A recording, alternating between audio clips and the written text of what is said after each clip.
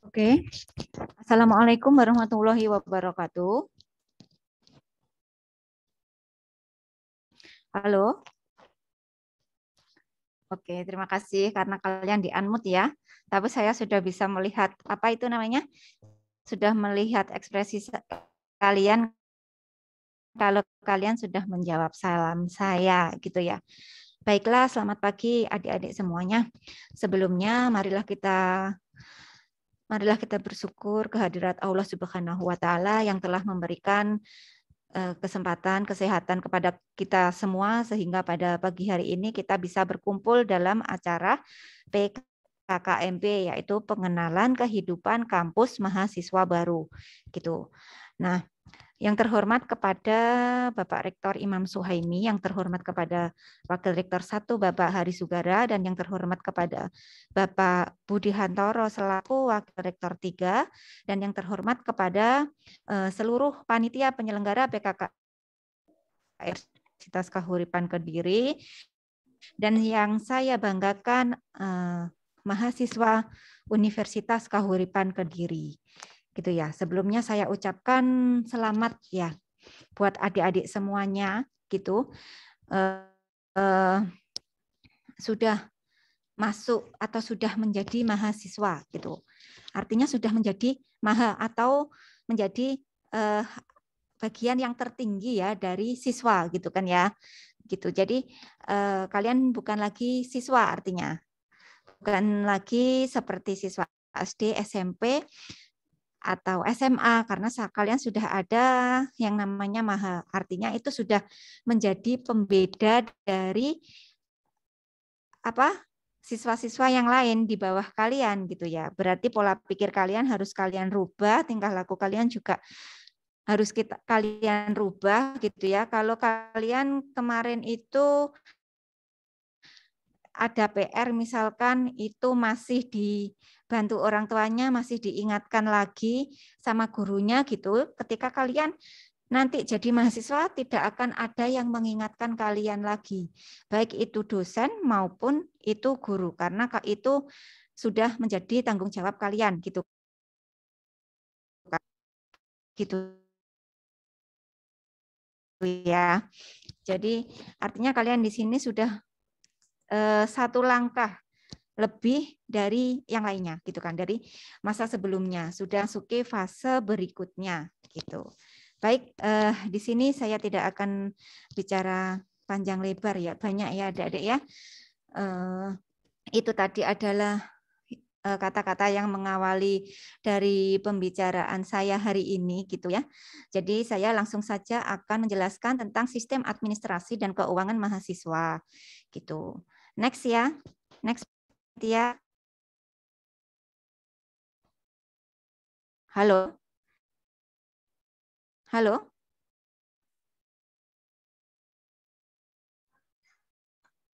Lanjut, Kak. Next, ya. Ya, silakan di next. Next, Bu. Iya, ini dari panitia screen-nya. Sebentar ya. Karena saya nggak bisa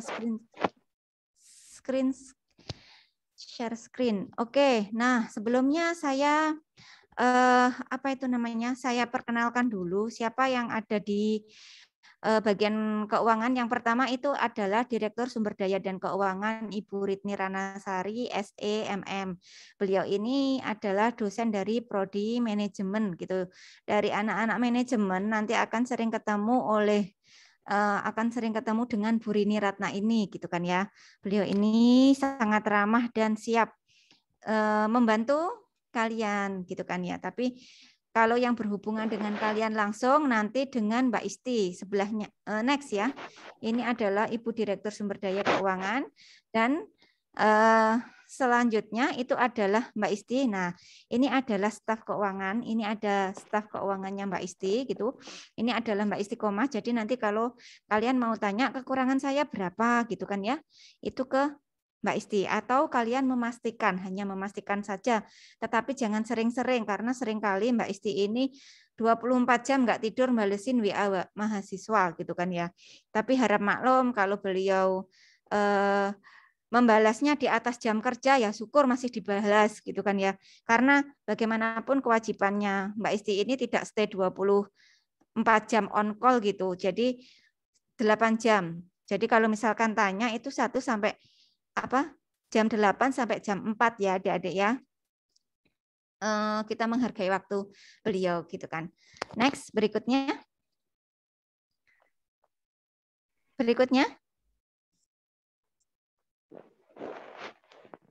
Oke, nah komponen pembiayaan mahasiswa selama 1 tahun selama kalian menjadi mahasiswa di Universitas Kahuripan Kediri, itu artinya sampai dari awal sampai dengan lulus itu ada komponen pembiayaan sebagai berikut.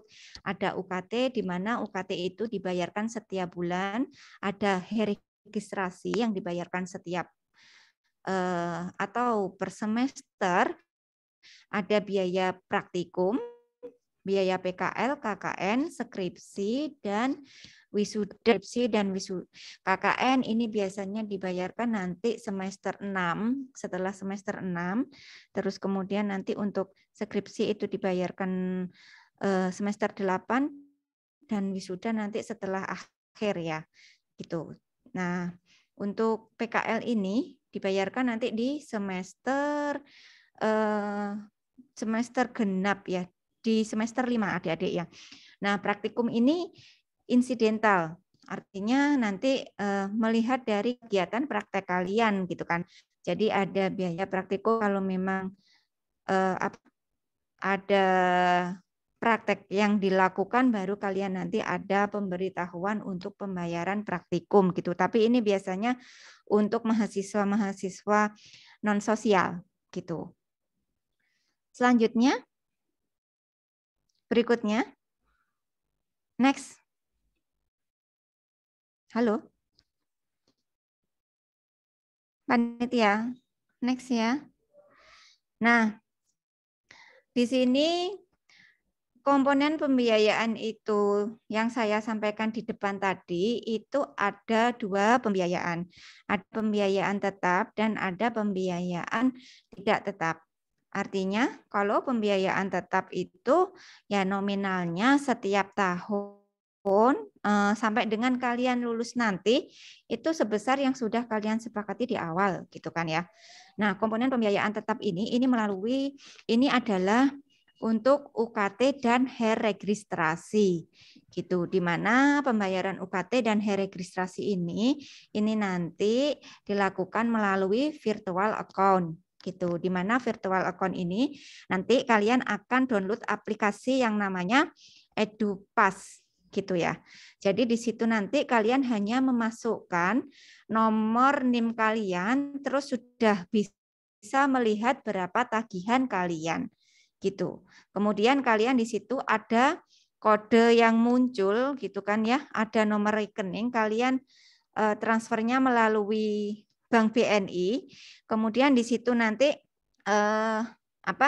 memasukkan nomor rekening sesuai yang ada di EduPass tadi atau aplikasi EduPass itu tadi, itu nanti sudah otomatis terbayarkan, sudah close, sudah tidak ada tagihan gitu ya. Ini perlakuan untuk mahasiswa reguler adik-adik ya. Tetapi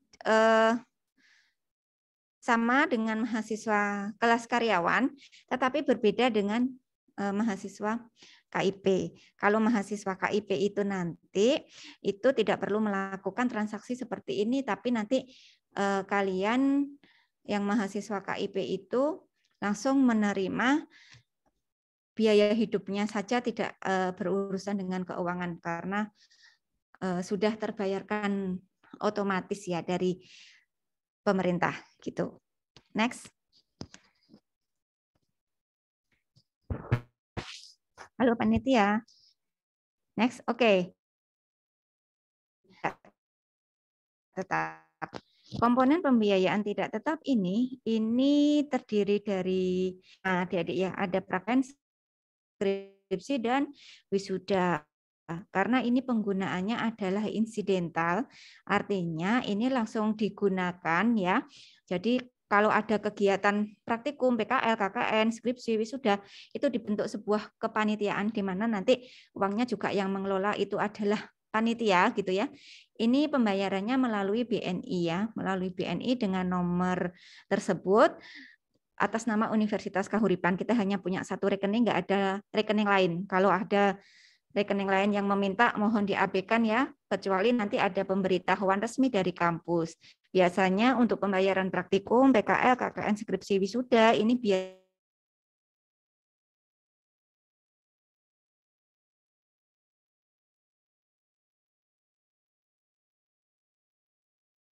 kita tahuan dari kampus gitu. Nah, itu segera konfirmasi kampus gitu kan. Nah, itu benar atau tidak? Kalau memang benar, ya apa namanya segera dilakukan. Kalau tidak ya nanti untuk kepastiannya tanyakan dulu caranya gitu. Baik, next. Halo, next. Next adik-adik. Oh, sudah selesai. Sebelumnya.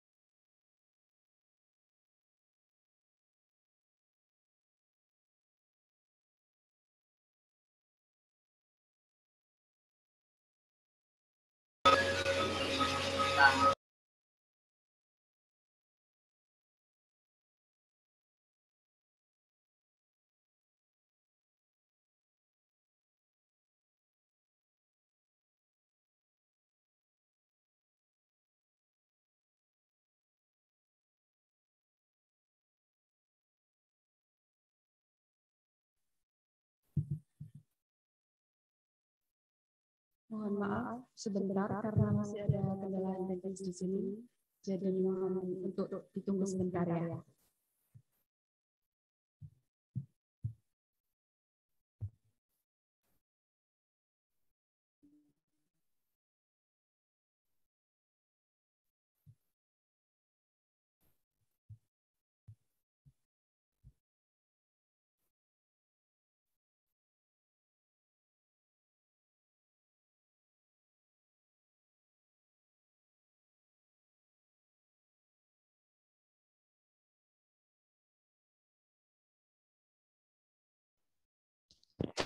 Oke, mohon maaf ini tadi sempat terputus ya.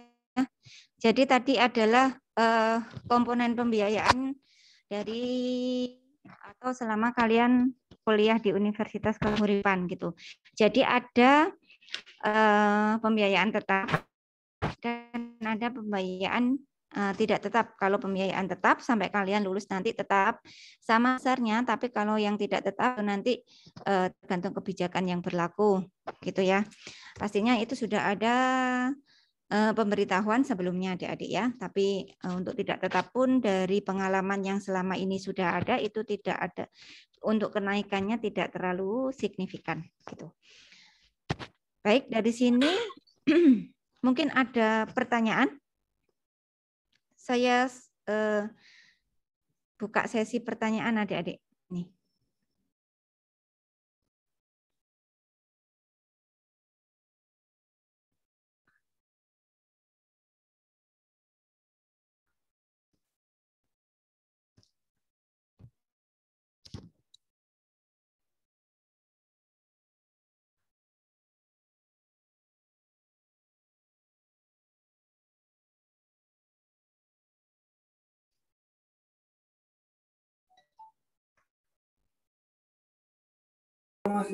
Tahu gak enak. Ayo,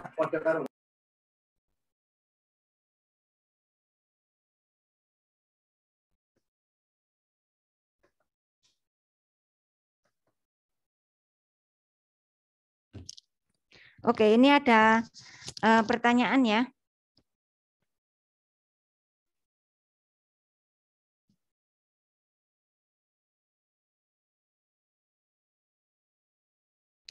Oke, untuk pertanyaannya saya batasi 3 ya, karena ada keterbatasan waktu ternyata dari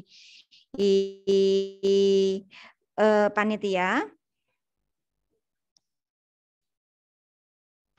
Ini sudah ada 3 pertanyaan, saya jawab dulu. Yang pertama, registrasi apakah bisa di... Oke, sebentar, ini karena saya mengoperasikan sendiri. Yang pertama, apakah biaya gitu kan ya? Karena untuk yang virtual account itu tidak bisa adik-adik ya. Jadi karena itu terkait dengan sistem yang lain, dengan sistem pembelajaran yang lain. Jadi kalau registrasinya itu posisinya tidak nihil gitu ya adik-adik ya. Posisinya tidak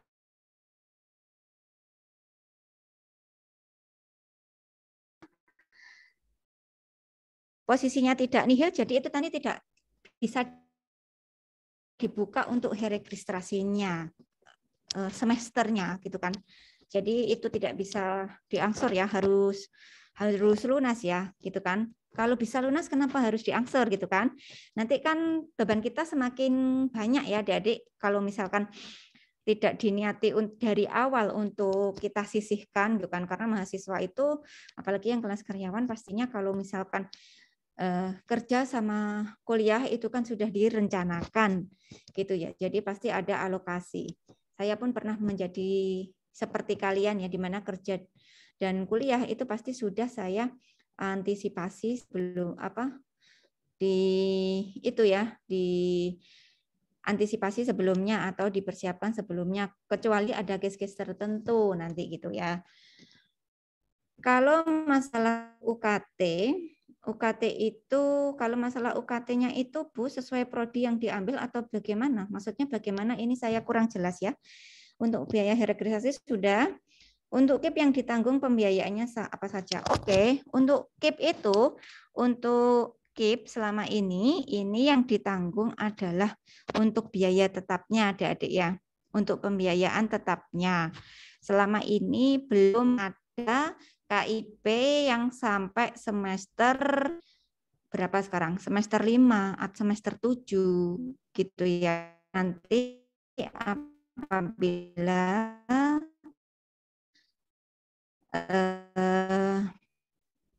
sudah ada, nanti akan dikeluarkan kebijakan baru untuk pembimbing kuliah kalian gratis gitu. Terus kemudian biaya kuliahnya gratis, terus kemudian kalian mendapatkan biaya hidup. Cuman biaya hidupnya ini nanti akan diinformasikan berikutnya, ada BIMTEK tersendiri nanti ya. Oke, biaya buku bagaimana Bu? Gitu kan ya. Ini tidak ada biaya buku ya. Jadi maksudnya kalian kuliah terus mendapatkan buku gitu ya. Itu enggak ada, itu biaya buku itu menjadi tanggungan masing-masing adik-adik ya. Jadi biaya kuliahnya saja yang ditanggung kalau KIP. Kalau misalkan kelas karya dari yang kalian bayarkan itu tadi ya murni pembelajaran yang kalian itu. Adakah konsekuensi? Iya, konsekuensi keterlambatan pembayaran mahasiswa itu pasti ada, adik-adik. Terus kemudian kalau untuk kelas karyawan, apakah wajib PKL dan KKN? Iya, wajib PKL dan KKN. Nah, dari pengalaman ini KKN dan PKL itu melihat PKL dan KKN ini nanti melihat situasinya, karena kalau dari ketentuannya itu kan PKL dan KKN saat ini tidak bisa dilakukan secara langsung adik-adik ya. Jadi bisa dilakukan di tempat kerja kalau saat ini, tapi nanti beda lagi kalau di masanya sudah tidak pandemi, gitu kan. Itu mengikuti saja nanti. Oke, ini saya jawab, saya masuk kelas karyawan, pembayarannya lewat Edunitas virtual akun BNI sering gangguan. Apakah bisa? Oke, ini tidak bisa adik-adik, tidak bisa bayar langsung melalui Universitas Kehuripan ya. Yang menggunakan virtual account ini sudah harus bayar pakai virtual account. Virtual account-nya BNI, baik yang kelas reguler maupun nanti yang kelas 1. Terkait kendala pembayaran melalui Edunitas, ini nanti akan saya sampaikan dari Edunitas itu nanti. Oh, baik, terima kasih atas masukannya ya. Kalau terus kemudian kalau yang daftar melalui Edunitas itu sudah termasuk. Kalau yang daftar melalui Edunitas ini adalah untuk pembayaran yang tetap.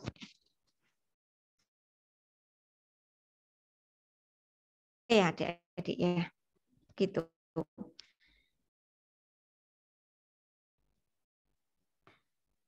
Pembayaran sama pembayaran jumlah bagi kelas karyawan dan reguler gitu ya.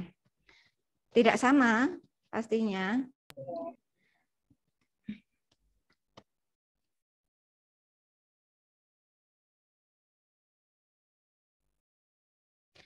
Apakah mahasiswa boleh mendapatkan dua beasiswa? Ini dua beasiswa dari mana? Kalau KIP tidak boleh. Jadi bisa mendapatkan satu beasiswa saja. Tapi kalau misalkan sudah dapat beasiswa KIP, terus kemudian dapat beasiswa dari BUMN yang lain atau lembaga non pemerintahan, kalau memang bisa dapat ya dapat. Tapi kalau dapat KIP terus dapat beasiswa yayasan itu tidak bisa. Jadi beasiswa yayasan gitu. Tapi dari institusi lain, misalkan dari beasiswa dari BNI atau Bank BI atau dari Pertamina itu ya nggak apa-apa gitu. Iya, semua mahasiswa tetap wajib mengikuti PKL dan KKN. Saya pembayaran melalui Edunitas dan ada berapa bank untuk bisa ditransfer, apakah harus ke BNI? Melalui Edunitas tetap melalui Edunitas ya. Jadi tidak bisa kelas karyawan itu namanya Edunitas.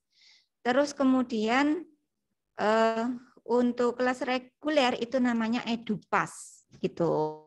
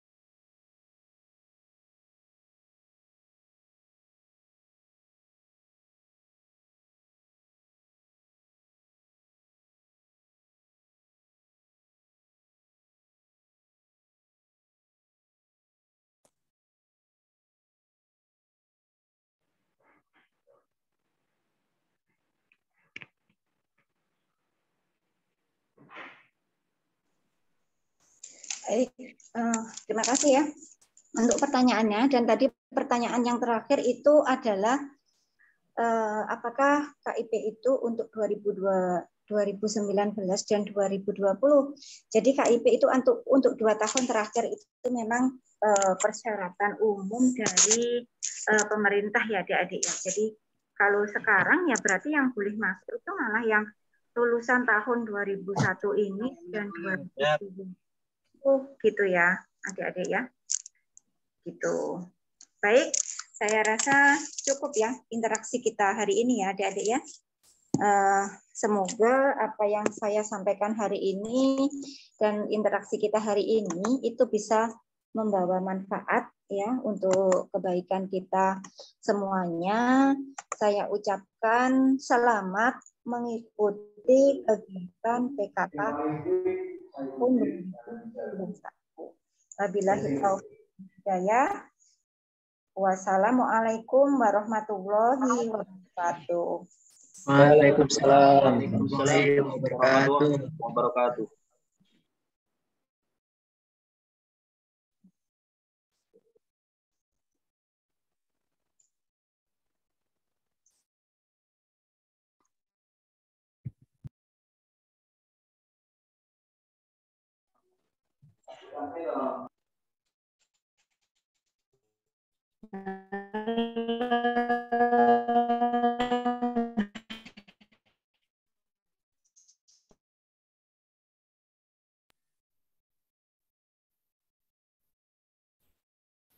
Terima kasih kepada Bu Hana atas penyampaian materinya. Acara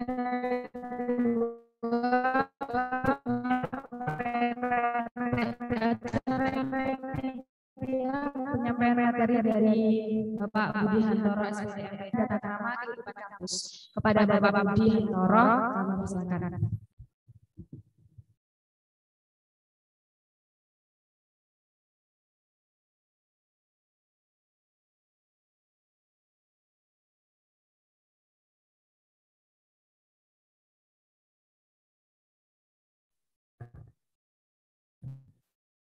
Assalamualaikum warahmatullahi wabarakatuh. Om saudara-saudaraku, namo buddhaya, salam sejahtera kita semua. Presentasinya bisa kita untuk mahasiswa baru. Yang saya hormati Pak Rektor Imam Surabaya MPD beserta jajarannya, dan yang saya hormati Ketua Panitia Pelaksana KKI tahun 2020. Di sini saya akan sedikit memberikan tentang attitude, etika, budaya, tata krama di kampus Universitas Kabupaten Pati. Terus tanya tadi, ya. Di slide kan, slide berikutnya. Bisa ditampilkan layar saya. Nah, diputar aja.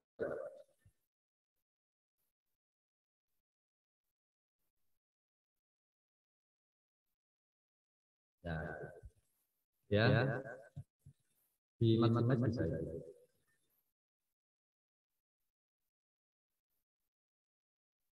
Oke.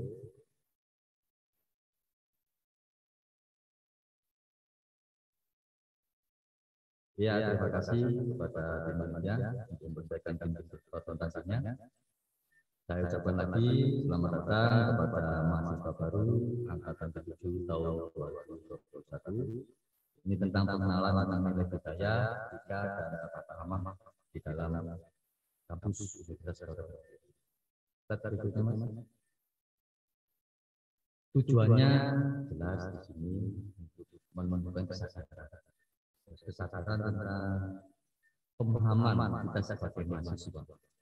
Mungkin teman-teman sekalian, mahasiswa semuanya, apa sih yang membedakan kita antara sisi SMA atau SMK masih belajar dan berkuliah? Sangat jelas kan? Mungkin itu kecil. Saya itu di SMA Pak, tidak masuk kelas, dicari dulu. Kalau di kampus tidak ada yang mencari, dosen mencari mahasiswa. Karena konsep dalam pendidikan perguruan tinggi adalah kalian sudah lebih dewasa dalam pendidikan. Ya, Jadi di sini adalah menunjukkan kesadaran saya sudah mahasiswa, bukan remaja, tapi sudah dewasa. Bagaimana cara berpikir sebagai seorang yang sudah dewasa? Next, Mas. Di sini di Kauripan pastinya ada namanya bakti Kauripan. Yang di mana bakti Kauripan ini ada 5 indikator. Tata berikutnya, Mas. Bakti Kauripan menjadi bersih. Bersih itu dalam artian ya bersih luar dan dalamnya. Bersih luar itu adalah dari sisi penampilan, dari rambut, dari berpakaian, masa kuliah di kampus rambutnya panjang, boleh tapi bersih secara penampilan baju masa ke kampus pakai celana compang-camping yang kurang pas, pakai sandal yang kurang pas, itu bersih secara luarnya. Sedangkan bersih secara dalamnya akhlaknya, pola pikirnya. Sedangkan secara akademis, bakti bersih adalah akademis. Anda dituntut untuk berprestasi. Anda dituntut untuk memperoleh daya prestasi yang sangat tinggi yang membedakan dengan kalian pada saat menempuh di tingkat menengah.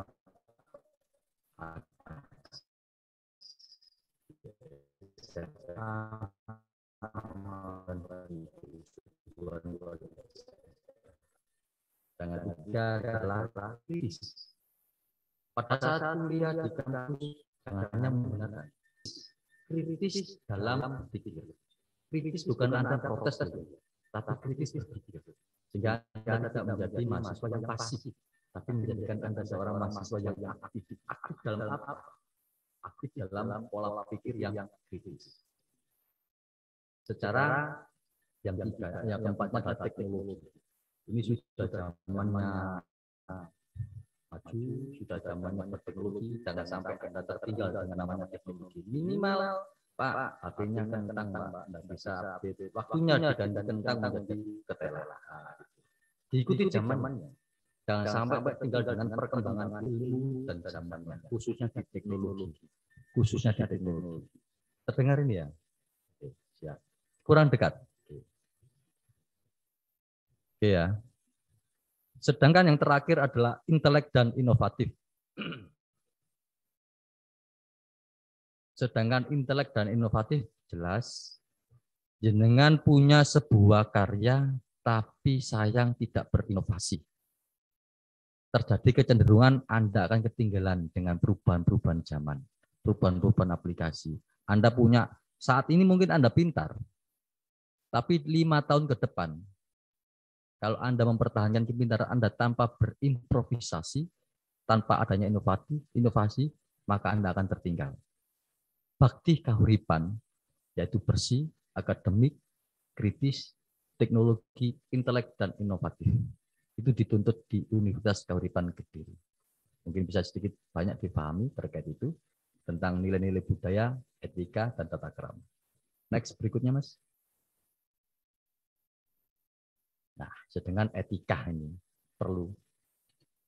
Kalau rekan-rekan mahasiswa semua masih punya orang tua, punya tetangga, ya, punya saudara, etikanya seperti apa? Kalau kita memanggil orang tua, sama di kampus, sama dengan di Kahuripan. Etikanya dengan teman sesama mahasiswa itu bagaimana? Etikanya dengan dosen itu bagaimana? Etikanya dengan kepegawaian atau tenaga kependidikan itu bagaimana? Contoh kecil di dalam berkomunikasi. Ya, jangan seperti bahasanya bukan bahasa yang pendidikan. Harus menggunakan etika berbahasa berpendidikan. Itu contoh kecil seperti itu. Next.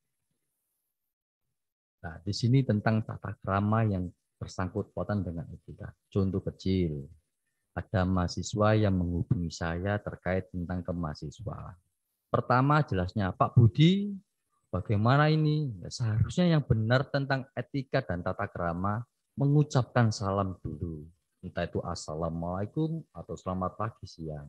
Setelah itu menyampaikan bahasa, mohon maaf Bapak mengganggu waktunya, bila berkenan ini ada kendala di sini, mohon bantuan dan solusinya. Itu namanya etika dan tata krama di dalam berbahasa yang dikemas dalam pendidikan. Minimal seperti itu. Jangan sok kenal, sok dekat, bahasanya, Pak, Mas Bro, bagaimana? Nah, itu. Kita harus punya attitude. Karena masih di lingkup pendidikan. Di luar lingkup pendidikan, silakan. Tidak apa-apa. Next, Mas. Nah, sedangkan Anda juga mempunyai suatu hak dan kewajiban. Selama Anda menempuh pendidikan di perguruan tinggi Universitas Harapan Kediri. Haknya seperti apa? Hak untuk memperoleh pendidikan. Hak untuk memperoleh pendampingan. Hak untuk berpartisipasi di Ormawa. Ormawa itu organisasi mahasiswa. Anda punya hak itu. Kewajibannya seperti apa? Anda harus tuntas. Harus bergelar sarjana. Dan banyak lain tentang hal itu. Hak dan kewajiban Anda sebagai mahasiswa. Pak, kita boleh untuk menggunakan fasilitas. Boleh. Itu hak dan kewajiban Anda. Pak, kalau kita ada kendala terkait ini, boleh nggak kita minta bantuan dari Bapak Ibu dosen kita? Boleh, itu emang hak dan kewajiban Anda. Kalian adalah raja. Misalnya kalau pedagang, kalian adalah raja. Kalau saya punya rumah, kalian adalah tamu. Tamu adalah raja. Hak dan kewajibannya. Tapi diingat dan digaris besari di sini. Hak kewajibannya sesuai dengan panduan. Panduan mahasiswa yang dikemas dalam kode etik mahasiswa. Itu ada sendiri. Next, Mas. Dan yang terakhir adalah sanksi. Hak dan kewajiban yang terakhir adalah sanksi. Sanksi yang paling berat adalah Anda dikeluarkan dari lembaga ini, dari perguruan tinggi ini. Seperti apa sanksinya? Anda sudah di luar jalur di dalam norma-norma Anda sebagai mahasiswa, yaitu kriminalitas, tindak pidana, sudah menjadi sanksi berat, maka secara tidak hormat Anda akan dikeluarkan, atau istilahnya drop out. Ada sanksi menengah, yaitu berupa teguran. Nah, itulah bentuk-bentuk sanksi. Sanksi teguran itu bisa berubah, ibarat kata nanti dari Bapak Ibu Dekan atau Prodi yang mengingatkan terkait bimbingannya, terkait mata kuliahnya. Kenapa kok nggak sering kuliah dan lain-lain. Nah, itu sanksi-sanksi yang bisa diberikan kepada kalian. Jadi itu yang bisa saya sampaikan terkait etika, tata krama, dan nilai budaya yang ada di Kahuripan. Pastinya yang bakti, bersih, akademik, kritis, teknologi, inovatif, dan intelek. Nah, next. Ada sedikit yang bisa saya sampaikan. Selamat datang sekali lagi saya ucapkan kepada mahasiswa. Yang saya harapkan, kejarlah mimpimu, tuntutlah ilmu. Terima kasih. Bila mana ada yang kurang berkenan kalimat saya aturkan mohon maaf. Assalamualaikum warahmatullahi wabarakatuh.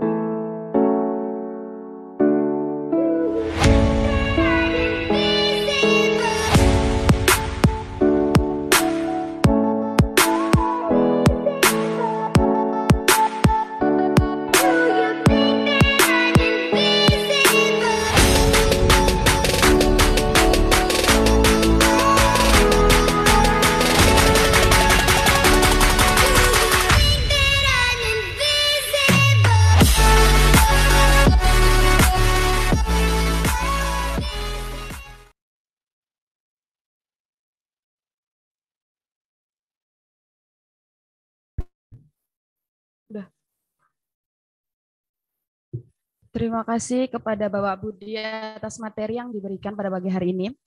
Acara selanjutnya yaitu pengenalan Ormawa oleh BEM. Kepada yang bersangkutan, saya persilahkan.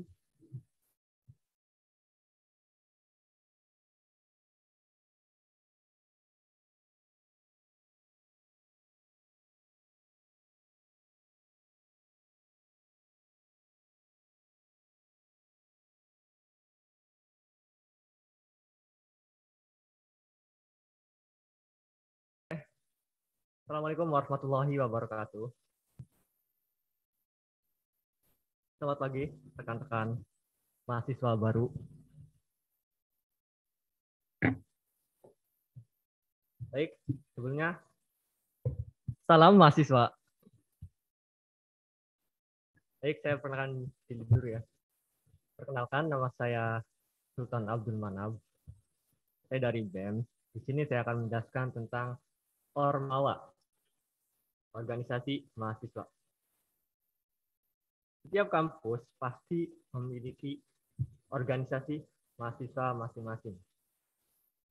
Ormawa sendiri itu ada dua, ada yang internal, ada yang eksternal.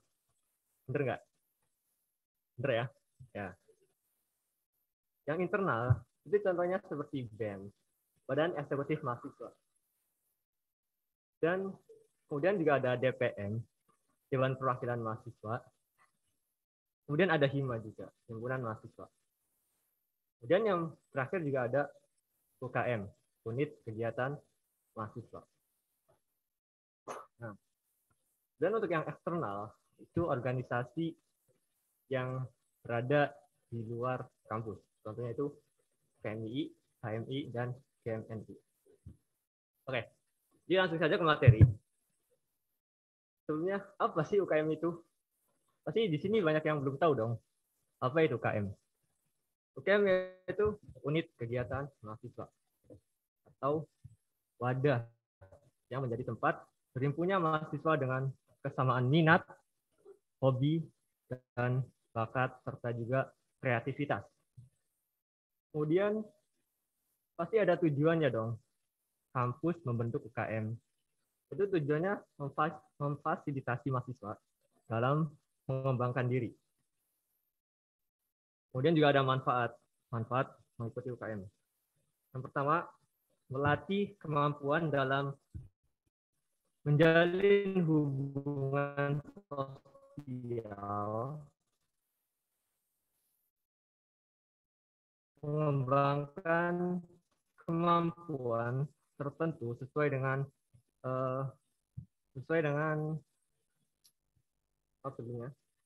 bakat yang dimiliki masing-masing. Baik, langsung saja. Di UKK sendiri itu ada 13 UKM. Yang pertama itu ada di bidang penalaran. Yang pertama ada UKM PUSHIMA, Pusat Kajian Ilmiah Mahasiswa. Nah, ini cocok buat kalian yang mau mendalami seperti karya ilmiah remaja, seperti membuat suatu penelitian, membuat novel, dan lainnya. Kemudian yang kedua juga ada UKM English Club. Nah, Udah pasti dong. Kan kalian tahu sendiri, UKK itu terletak di Pare.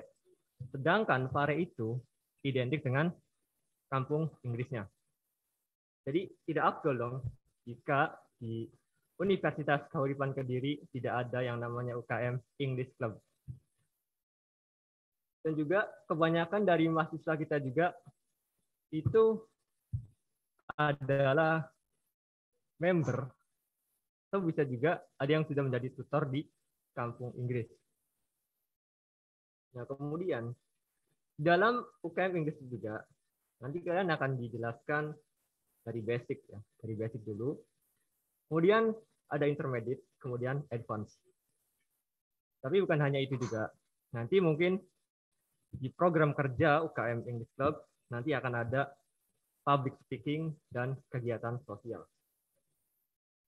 Kemudian kalau kalian mungkin ingin lebih mendalami lagi atau ingin menjadi master dari English Club, kalian bisa tuh mempelajari tentang TOEFL dan IELTS. Karena ini sangat penting sekali jika kalian ingin melanjutkan S2 ke luar negeri. Pasti syarat yang harus kalian lakukan yang pertama itu harus mendapatkan sertifikat TOEFL ataupun IELTS. Tapi untuk tahun-tahun sekarang, IELTS itu lebih penting daripada TOEFL untuk yang mau melanjutkan studi ke luar negeri. Karena TOEFL itu kalau sekarang hanya digunakan untuk masuk CPNS doang.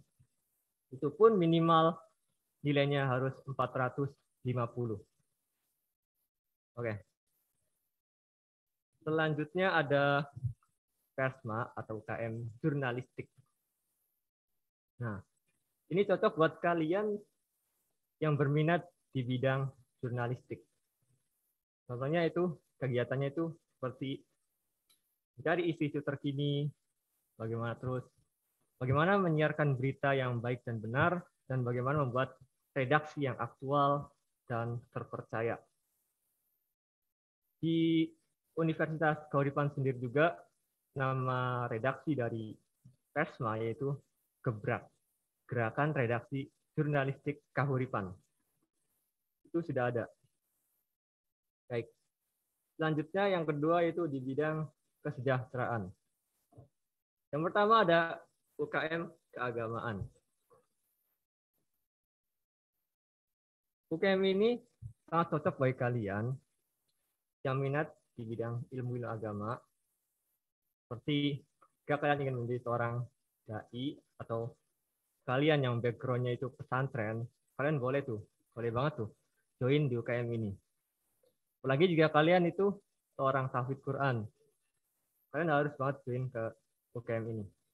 Karena apa? Karena nanti kalian akan menambah skill dan kalian juga bisa sharing-sharing tentang pengalaman kalian waktu di pondok ataupun waktu kalian menghafal Al-Quran. Oke.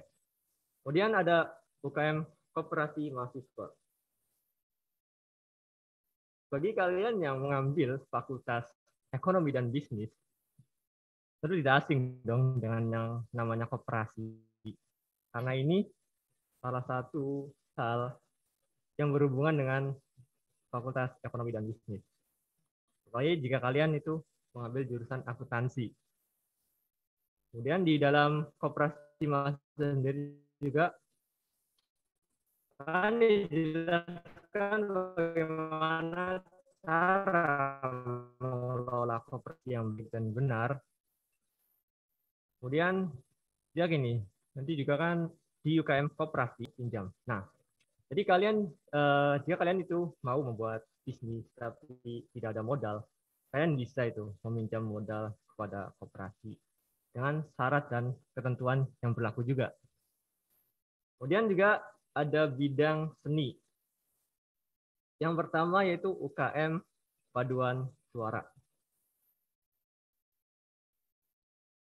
Nah, tujuan dibentuknya UKM ini, yang pertama itu untuk melatih vokal kalian nantinya. Ya kalian itu punya suara yang bagus, tapi kalian tidak tahu nih bagaimana cara mengimprove vokal kalian. Kalian bisa join di UKM ini. Nanti kalian bisa sharing-sharing dengan pembina ataupun kakak tingkat kalian nantinya. Kemudian di seni juga nanti kan pasti tuh banyak event-event. Aslinya sih tidak di bidang paduan suara juga.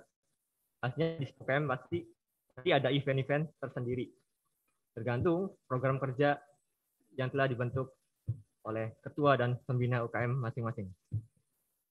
Kemudian yang paling penting, kan setiap tahun itu pasti ada yang namanya wisuda. Yang namanya wisuda pasti ada yang namanya kelompok paduan suara. Nah, UKM ini pasti nantinya berguna banget tuh pas acara wisuda. Karena apa ya? UKM paduan suara itu bisa dibilang serbaguna sih dalam berbagai acara gitu. Baik, kita lanjutkan. Kemudian ada juga di bidang olahraga. Yang pertama ada UKM e-sport, electronic sport. Nah ini cocok banget nih bagi kalian yang gamers. Kalian suka main Mobile Legends, Free Fire, PUBG, Point Blank, dan lain-lain. Nah UKM ini juga nantinya tuh jika kalian join UKM ini, yang pertama kalian tuh akan dibentuk sebuah tim yang apa sih tim ini dibentuk? Tujuannya itu ketika nanti ada event-event e-sport baik dari kampus atau dari luar kampus, kalian boleh tuh mengajukan tim kalian untuk ikut event tersebut. Kemudian itu ada UKM futsal. Nah, tujuan dibentuknya UKM ini itu untuk mewadahi mahasiswa yang memiliki bakat lebih di bidang futsal ataupun yang mau menjadi pemain futsal juga boleh ikut di UKM ini. Bukan hanya itu saja, di UKM futsal juga nanti akan dijelaskan bagaimana mekanisme dan aturan-aturan apa aja yang ada di Federasi Futsal Indonesia. Kemudian ada UKM bola voli. UKM ini juga sama, yaitu mewadahi mahasiswa yang berminat di bidang bola voli. Kemudian UKM ini juga nanti ke depannya itu akan mengadakan pelatihan-pelatihan, baik itu pelatihan wasit atau pelatihan apapun. Yang penting itu nanti akan terorganisir dengan Persatuan Bola Voli Seluruh Indonesia atau PBFSI.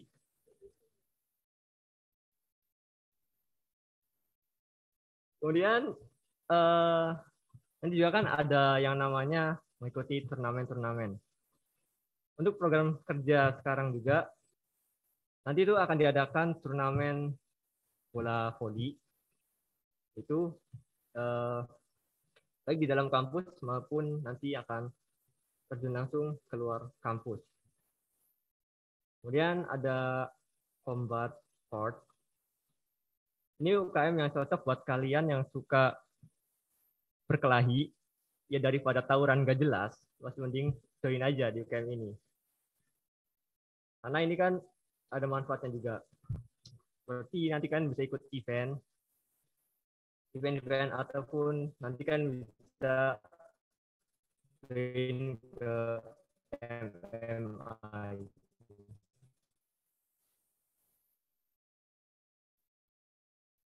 Nah, di UKM Combat sendiri, itu yang pertama juga ada dari silat, dari tinju.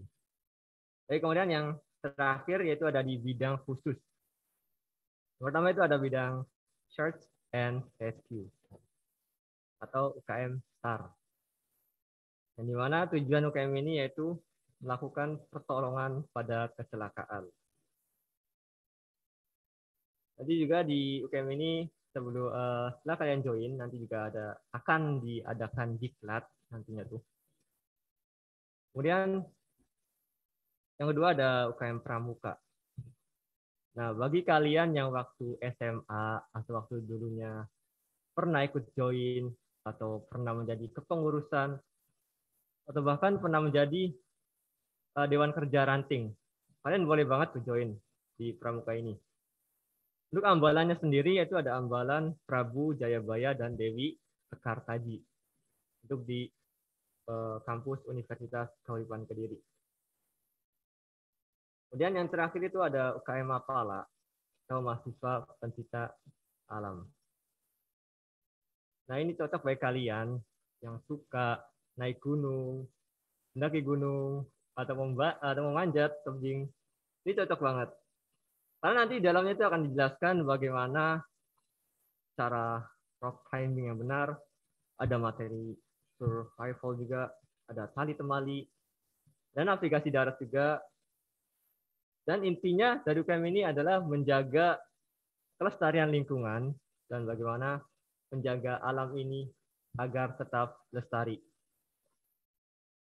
Oke. Ya mungkin itu saja. Mungkin dari teman-teman ada yang mau ditanyakan tentang UKM ini. Saya persilahkan.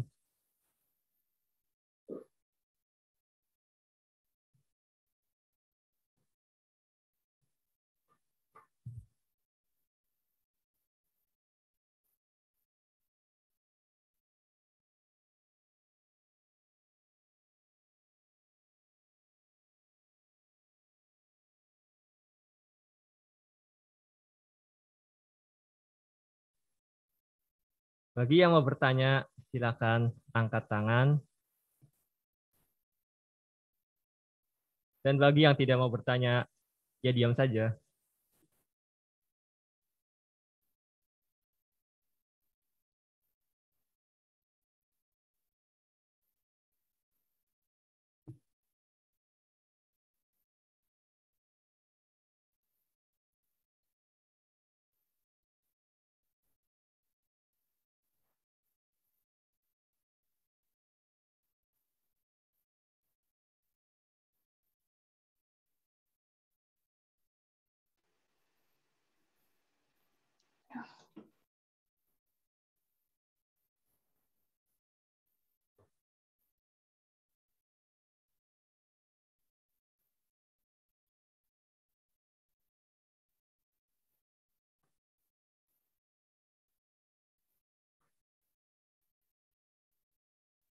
Ramadana, silakan open mic.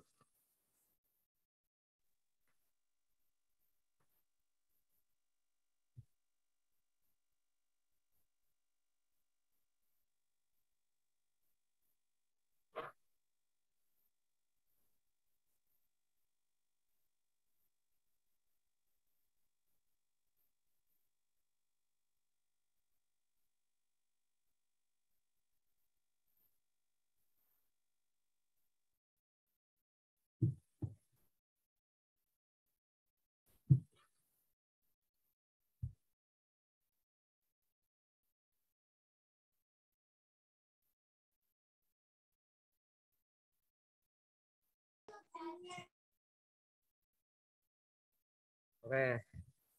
Ini ada dari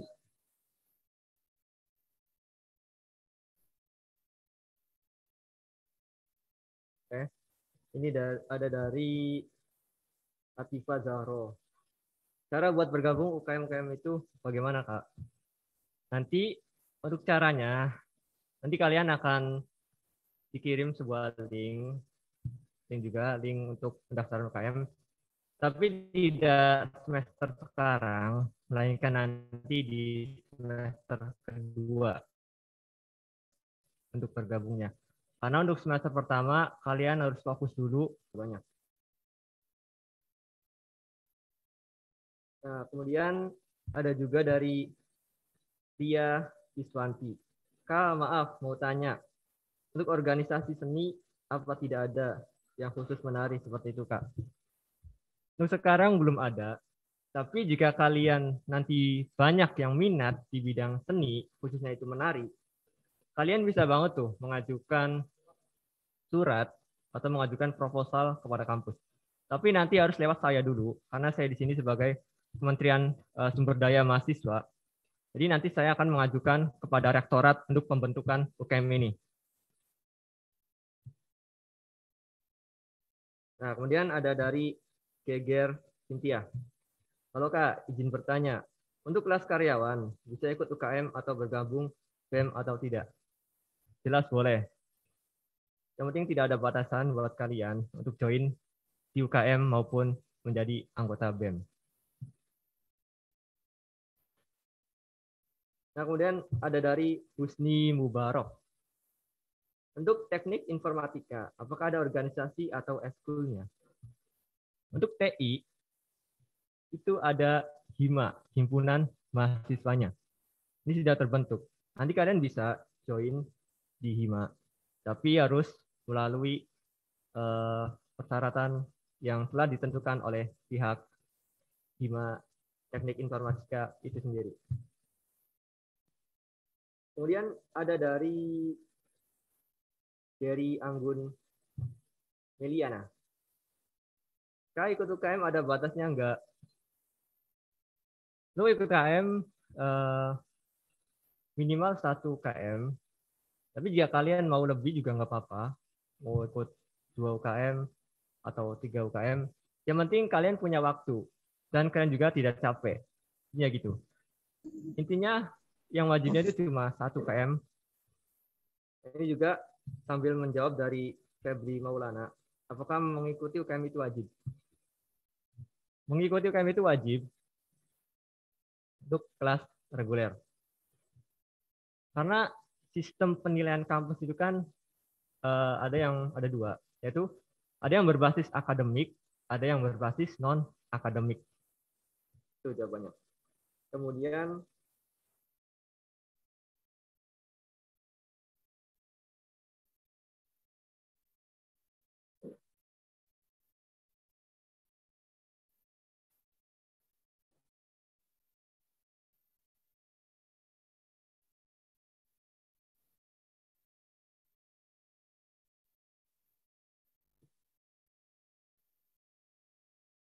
ini dari Ramadana ya. Kak, kalau untuk organisasi yang eksternalnya ada apa saja Kak di sana? Untuk tahun sekarang, untuk organisasi eksternal, untuk tahun sekarang itu belum ada. Baru ada organisasi internalnya aja. Mungkin tahun-tahun berikutnya akan ada organisasi eksternalnya.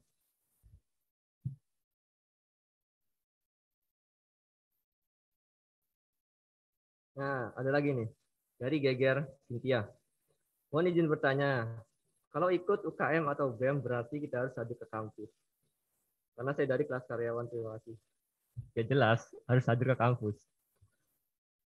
Karena kan kegiatan kita itu adanya di kampus. Tuh. Oke, ada lagi yang mau bertanya?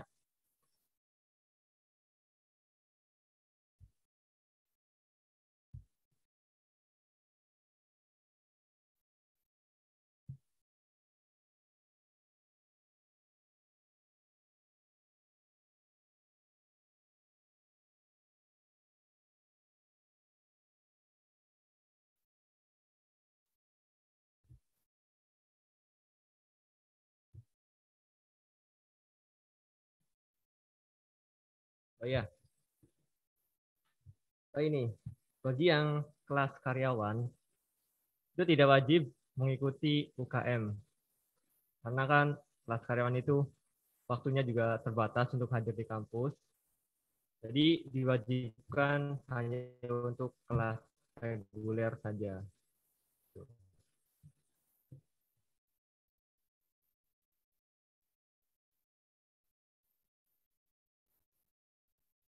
Ya, silakan. Mungkin dari yang lain mau bertanya.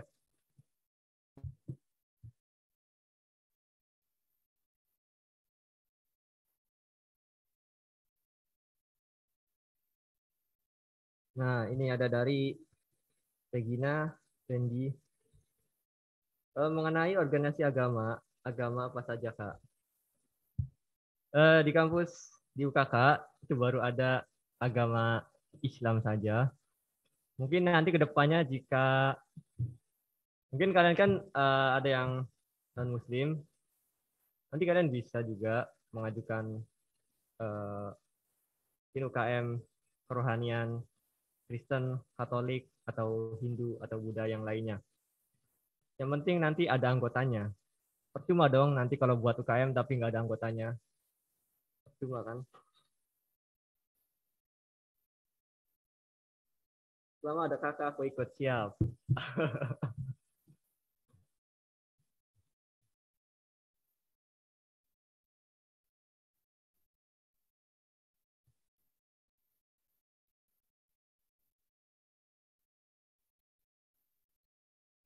Oke, baik. Ini ada yang bertanya lagi. Jadi kalau nggak wajib, gimana kalau untuk nilai non-akademis kelas karyawan? Nanti ada penilaian tersendiri. Intinya itu beda dengan kelas reguler untuk penilaian non-akademisnya. Intinya nanti akan ada. Ada lagi, bisa ikut BEM di semester berapa?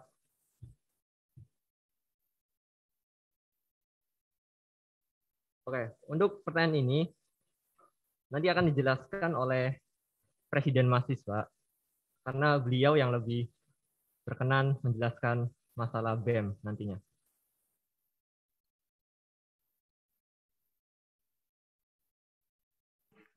Kak, izin mau bertanya, Kak.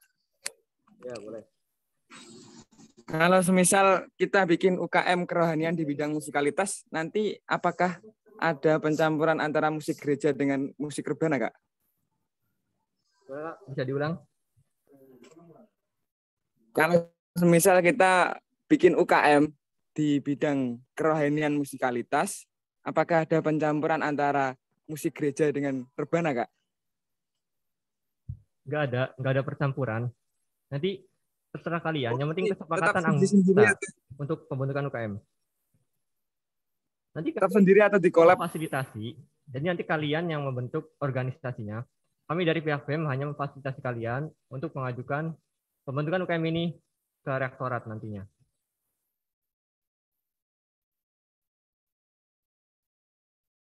Nah, jika yang kelas karyawan ini pengen banget nih ikut UKM, ya kami persilahkan saja, tidak apa-apa.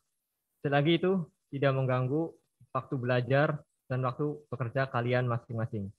Yang penting kalian bisa memanage waktu kalian masing-masing.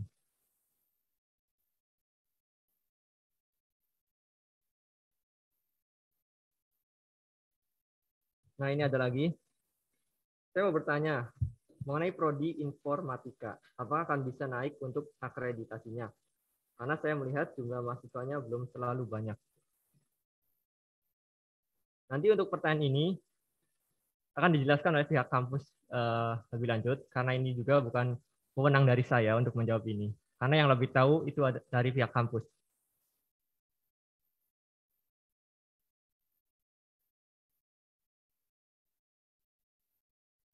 Ini ada lagi. Izin bertanya, Kak. Kelas karyawan yang ambil tatap muka bisa ikut BEM, Kak? Bisa. Yang penting kalian siap untuk mengikuti kegiatan BEM dan siap untuk menjadi pelopor mahasiswa yang baik ke depannya.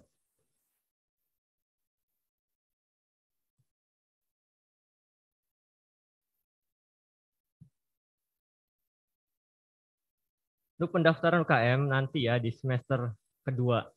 Karena di semester 1 kan kalian itu masih fokus pada bimbingan LO kalian masing-masing.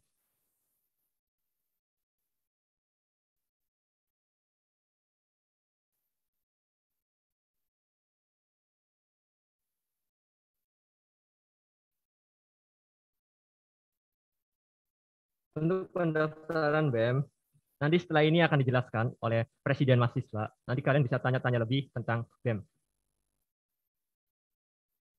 Nah, ini ada lagi dari Safira Salma Mardiana. Kalau dari dulu tidak ada pengalaman ikut organisasi, boleh Kak? Boleh. Karena di sini juga kita sama-sama belajar dari para senior-senior ini. Nanti kalian juga nanti akan ada namanya kaderisasi. Kaderisasi itu mencari bibit-bibit unggul untuk melanjutkan kepemimpinan selanjutnya. Intinya baik kalian yang dulunya itu ikut organisasi atau tidak ikut organisasi, boleh saja ikut di UKM ini.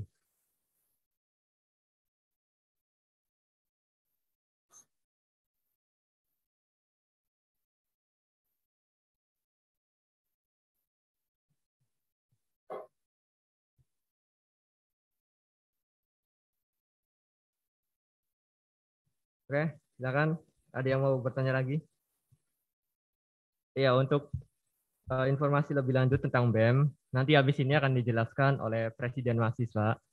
Nanti kalian bisa bertanya kepada beliau ya.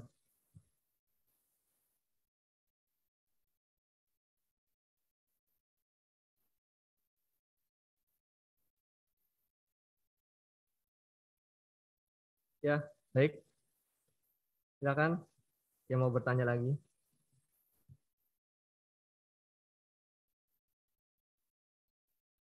Ya, saya kasih waktu 10 menit lagi bagi kalian yang mau bertanya.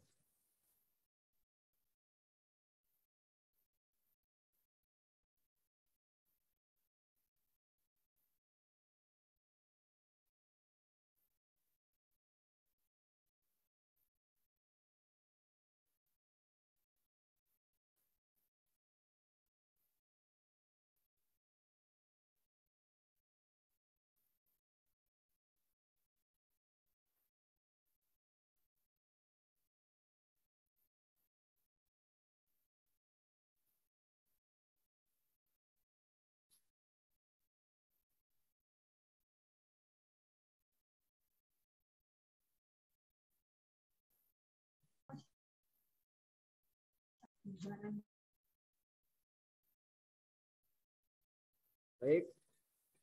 Kalau nggak ada pertanyaan dari rekan-rekan mahasiswa, saya akan menutup sesi ini dengan bacaan hamdalah. Alhamdulillahirrahmanirrahim. Terima kasih atas partisipasinya. Tetap semangat, tetap jaga kesehatan. Salam mahasiswa. Jelas IC, wassalamualaikum warahmatullahi wabarakatuh. Dan pagi.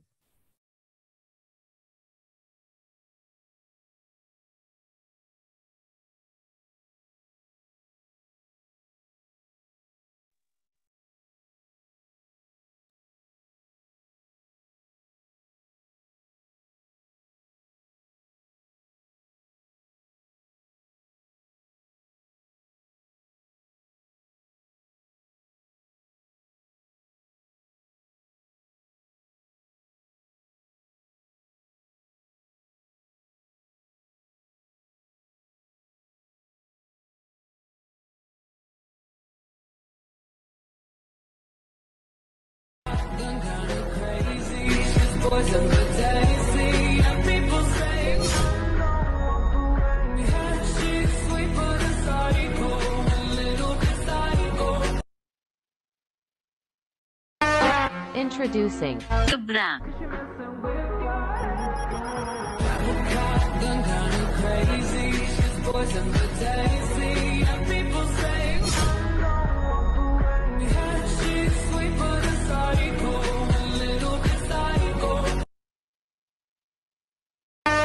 Introducing Seberang.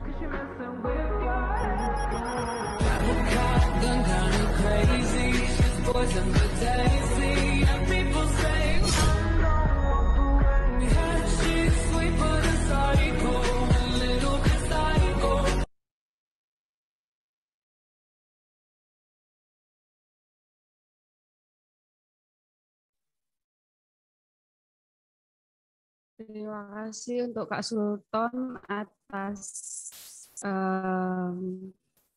penjelasannya tentang Ormawa.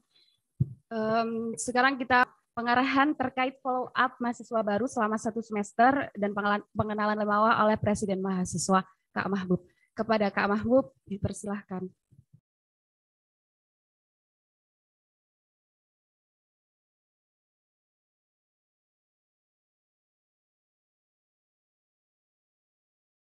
Assalamualaikum warahmatullahi wabarakatuh. Salam sejahtera bagi kita semua.